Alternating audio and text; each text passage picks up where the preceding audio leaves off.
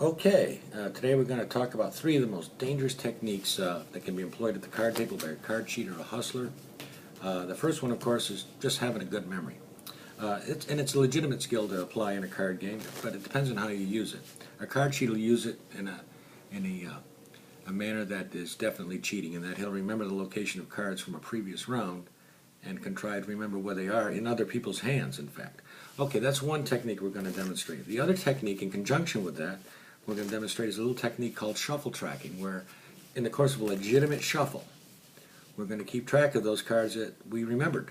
Okay, now that takes a lot of practice, and I'm still working on it myself. I'm getting better and better as I go along, but we'll try to do as many as I can in this demo. Now the third and final one is if you take those two techniques and apply them with a sleight of hand technique, particularly a technique of false dealing known as center dealing. That is the ability to deal cards at will from wherever you need to, from wherever they lie in the pack. Okay, you can imagine how much damage and how devastating that could be at a card table.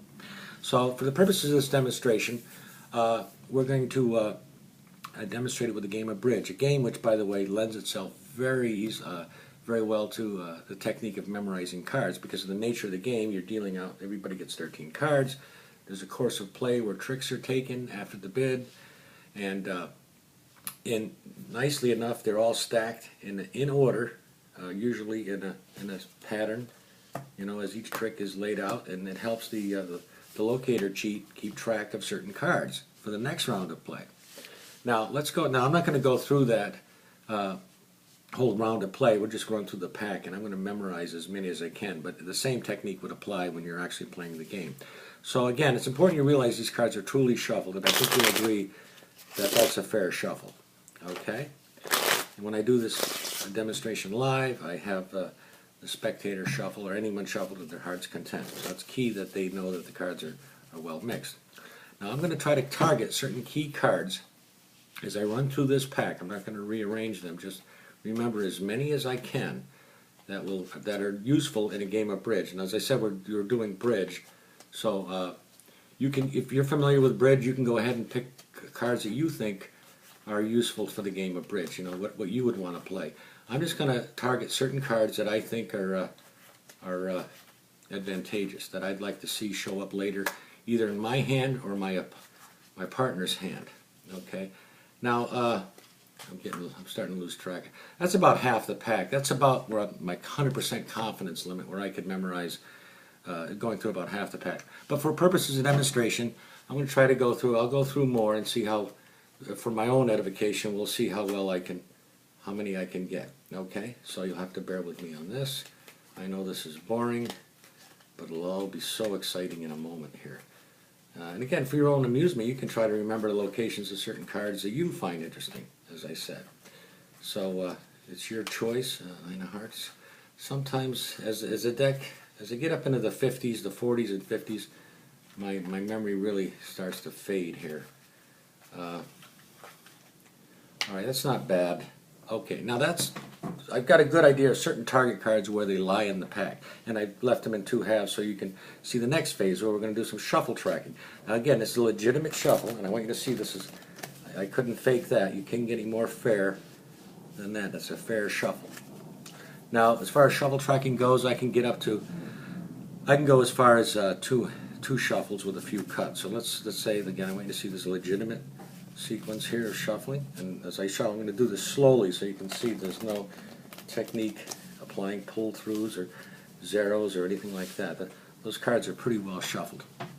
Okay, I've tracked my target cards, and I'm going to try to deliver them to myself and my opponent. I'll tell you right now, the cards that I targeted were the spades. The spades are the highest suit in bridge. Outside of no trump, you can bid no trump, obviously. But I'm going to attempt to deal all the spades, or as many as I can, to myself and my partner. Okay?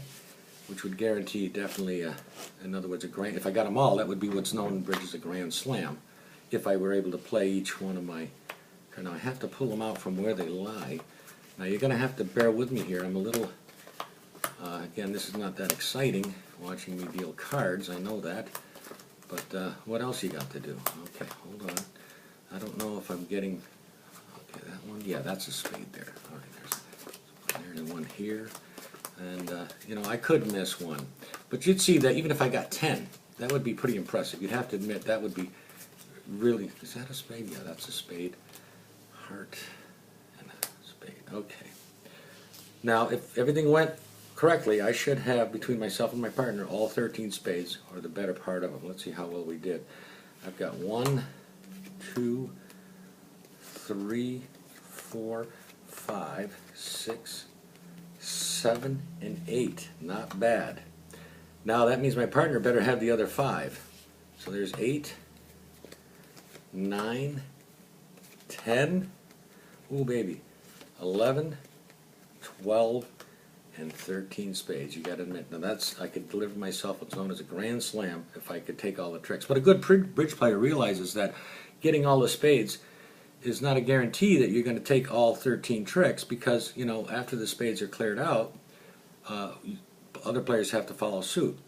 So to make sure that I do get my grand slam, I made sure my partner and I, in the course that I also kept track of all the clubs and delivered all the clubs to myself and my partner, which of course I gave all the hearts and diamonds to our opponents. And that, ladies and gentlemen, is how to cheat at bridge, stone cold from a shuffled deck.